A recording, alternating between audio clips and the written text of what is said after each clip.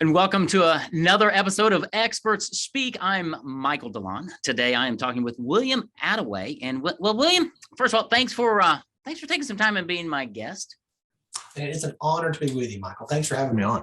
Well, you are welcome. So William is a man of many talents. He is a founder of Catalytic Leadership. He wrote a book of that same name, Catalytic Leadership, and we're going to be talking about that. He's discovered over his years 12 key principles that can apply to and help leaders go from where they are to where they want to be. Now, we're not going to talk about all 12 of those because we just don't have time. That's why you should get a copy of his book, and he'll tell you how to do that at the end. But to begin with, William, go ahead and tell us, how in the world did you come up with Catalytic Leadership? How did you find yourself doing what you do today? When I was 15 years old, I was invited by a high school teacher to attend my first leadership conference. Never been a student of leadership, had never had that on my radar, but I went and I was hooked. I began to learn the power of a leader to implement change and to see things move from where they are to where they could be, where they should be. And I was hooked. I've been a student of leadership now for over 3 decades. And have been a practitioner for nearly that long as well. When I went to college, I went as a pharmacy major. I intended to go into pharmaceutical studies and got to organic chemistry my second year and decided that this is not what I want to spend the rest of my life doing. But as is often the case, there is no such thing as a wasted experience. In my brief chemistry studies, I discovered the power of a catalyst. A catalyst is something that you introduce to incite or to accelerate significant change to make a profound impact. Okay. And as I began to think about that and about leadership, I thought, well, every great leader I've ever studied or ever known or ever learned from is a catalytic leader. They want to see catalytic results in their business, in their sphere, their team, their organization. And so I began to study. I began to learn from as many leaders as I could, as often as I could, about as much as I could. So that's a little bit of my journey as far as leadership and what that has entailed. Very cool. I love that catalytic leadership thing. Years ago, I've been doing what I do since 2013. And right out of the gate in 2013, 2014, I ran a small group of business owners here in Little Rock, and we called it Catalyst. Nice. Very similar with the idea that together, as we infuse what we do together, we're going to grow. And it worked really well for a number of years. So I love that idea of catalytic leadership. So that's really cool. Let's just talk about some of the struggles you see in people and business owners of leadership, and maybe some bad training they've had, or what are some of the biggest challenges you find people are struggling with? I've been coaching leaders for almost 25 years now. And what I've learned in that time is that there are threads that run through no matter your context, no matter where you lead or how you lead. Most of my coaching clients are small business owners or founders, entrepreneurs. And I find that no matter what they're doing, and it's really irrelevant, the same threads run through, the same leadership challenges run through. And one of the ones that is so consistent in so many different people, from government employees and contractors to educators to entrepreneurs, is the importance of having a teachable spirit. That is coming into every environment, every circumstance, every part of our life with an understanding that you can learn in any situation. You can learn in anything if you see it as an opportunity to do so. Too often, we feel as though we are victims of our circumstances. We feel as though we have no control, that there's nothing we can do. That's not a learning posture, right? That's a victim posture. And what I try to help leaders to do by asking some questions is help them to understand you can learn from anybody. Sometimes you learn what not to do, but that can be just as valuable. Well, it is. Yeah, absolutely. I'm flipping through your book right now because as I was reading, I tell people all the time when I launched my book and I gave it to somebody's hand, I'd walk in their office and it was dog-eared, highlighted, underlined, right? Well, your book is dog-eared, highlighted, and underlined. And it's interesting because you talk about lots of different things that I dog-eared. One was talking about guardrails. And a quote by Warren Buffett that I'm just going to read because it's really cool. He says, "It takes 20 years to build a reputation and 5 minutes to ruin it." Let's talk a little bit about guardrails in life because that plays into leadership, right? What are 2 or 3 guardrails you help people put in place? Yeah, I think any of us can think of leaders that we have watched, maybe in person, in organizations we've been a part of, maybe from afar, maybe just from the headlines. But we can think of leaders who did not understand the principle of boundaries, of guardrails in their Yeah. life. And they found themselves on the other side of the guardrail. You know, a guardrail is there on the highway to help us, to keep us from ending up in a ditch, right? Right. Yep. Well, our leadership is no different. Our life is no different. What are the boundaries? What are the guardrails we're going to intentionally choose to put into place to prevent us ending up in a ditch? Think about this in the context of marriage, right? You and I have both been married for a little while now, right? I'll hit 25 years later this year. That's exciting. You're just a pop. I'm on my way. I'm on my way. That's right. Way to go, man. You don't get to 25 without putting some guardrails in place, right?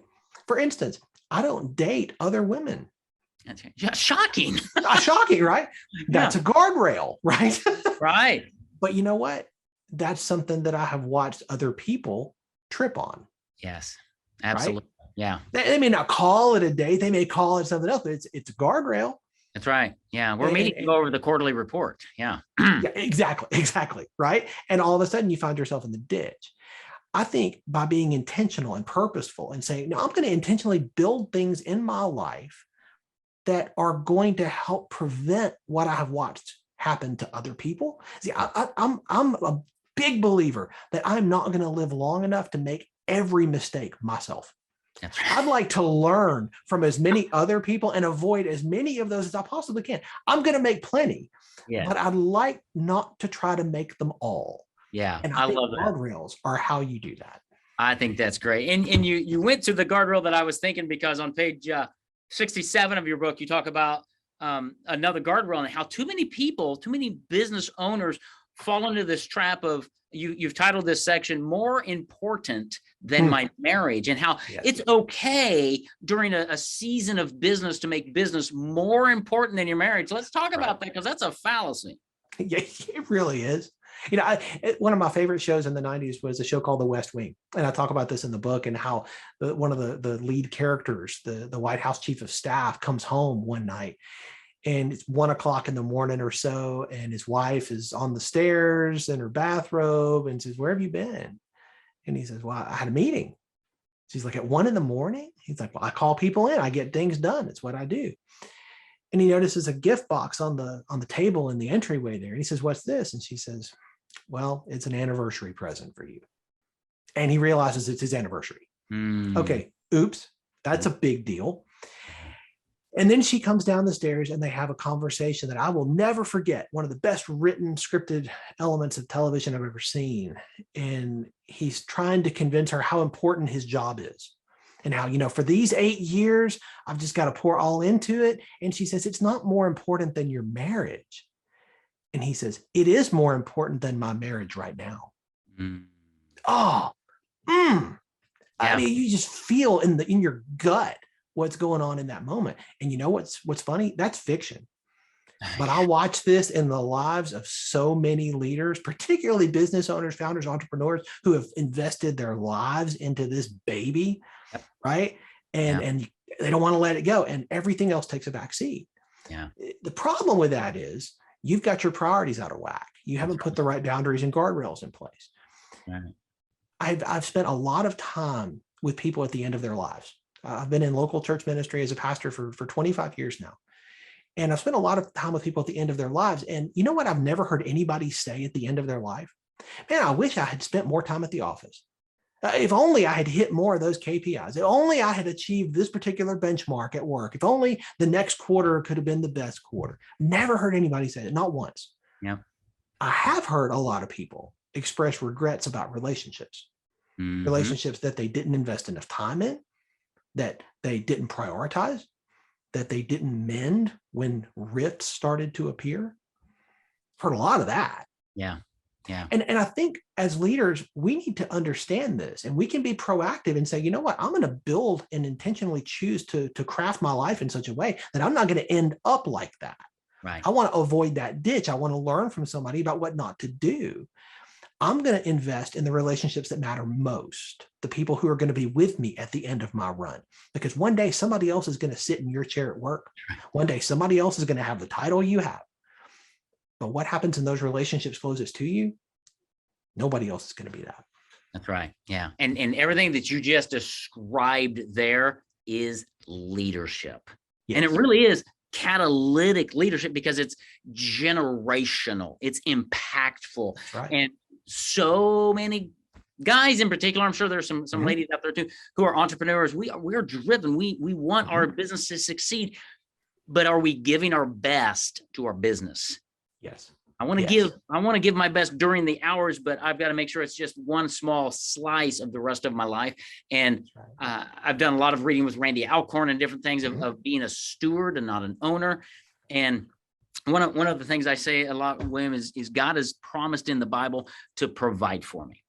Yes. I can rest on that. He has never promised to provide for me through my business. And so I don't want to cling to it like an idol. I've got to cling to him and make sure I've got priorities in place. That is leadership. And that's something that you help leaders, budding leaders, experienced leaders, people go through and develop. So talk a little bit about how somebody works with you. And then as we wrap up, we're going to tell them how to get your book, how to get to your website and things. But how do you work with somebody? If somebody's out there struggling right now, they're thinking about these things, maybe they've gone past the boundary or they're hitting against that guardrail. How do you work with somebody? I find that it is very difficult to see the whole picture when you're in the frame. You won't often ask yourself the hard questions. You need somebody from the outside who's going to come alongside you, who's going to help you see what you simply can't see because you're in it, who's going to ask you questions that maybe nobody else in your life is going to ask you, and help you develop an understanding of what does the best version of you look like? What is the best version of you as a leader, as a person? And then help you intentionally move toward that. That accountability of these conversations, of the questions, that accountability is the secret sauce of leadership coaching. Because what I do is I come alongside a leader and I help them develop into the person that God designed and created them to be. Every person is created on purpose for a purpose. Yeah. But we need each other. And so that's what I do. I come alongside leaders and I help them see what they can't see and help them get better. This is usually 2 conversations a month for about an hour. We talk about every 2 weeks and typically between 6 months and a year. And we spend time talking about the things that you say are areas of struggle for you. You're crafting the conversations. You're crafting where we're going to go. What are the 5 primary focus areas you want to be diving deep on? And then I'm going to come alongside you and I'm going to help you. I'm going to hold you accountable to what you say or your priorities, what you say is most important. And we're going to help you move from where you are to where you want to be. That's awesome. I love that because it's not a quick fix, purple pill, take this, you're fixed. And so many people, that's what we want, right? I want to get, well, it's more iterative because you're working on the character level. That's right. The habitual level of priorities. And when you get your priorities lined up right, what I have found is stress. I don't know if it goes away, but it sure does mitigate a lot of stress. I'm fired up. I'm focused. My relationships are good. And leadership is not just for your family, right? It's for your peers. It's for your teammates. It impacts everybody, let alone your spouse and your children, right? That's exactly right. And church members. So that's why I appreciate what you do. How can somebody get a copy of your book? How can they get a hold of you, learn more about you? Michael, I would love to offer your podcast listeners a free copy of the book. My goal is to get this book into as many hands as I can, because I believe that what God has taught me through so many other people is best put in the hands of people who will do something with it. So if your listeners go to catalyticleadershipbook.com, they can get a free copy of the book. I'll make sure that gets out to them. If they cover the cost of shipping and handling to get it to them, the book itself will be free. Awesome. Catalyticleadershipbook.com. I'll put that in the show notes as well. And you can reach out to them. Your website, catalyticleadership.net. Absolutely. That's where you can find out more information about the coaching that I provide and how we can discover if this is a right fit for you in this season and how we can move forward in that. Yeah. And that's the coolest thing is it a right fit? You've got some videos on there. You've got some articles and blogs, different things. People can get to know you, have a conversation Yes. and see if it is a good right fit. See if that kind of a commitment is going to make the change you're looking for to keep you within those boundaries, those guardrails. Because I've been blessed over the years with lots of leadership training and things. I still help, I get training, I give training. We all need it. We all need somebody. right. I love how you said it. You can't see the frame if you're inside the picture. We all need somebody looking out for us and helping us see some things that may be pretty obvious to somebody else, right? That's right. But if you're wanting to grow in your business, in your life, in your relationships, if you want to become a catalytic leader, William Attaway is a great guy to connect with. So catalyticleadership.net is where you can find him. And then that free book offer, again, catalyticleadershipbook.com. Awesome. Hey, I got that all right. Wasn't even taking notes. William, thank you for being here. Thank you for what you do, both in the church, serving God's people, but also in what you do with leadership and training leaders. It's super impactful, and I know that you are being a catalytic input into the lives of many. So thank you for what you do, brother. It's an honor, and thank you again for having me, Michael. It's been wonderful to have a conversation with you today. You're welcome. Take care, my friend. Bye-bye.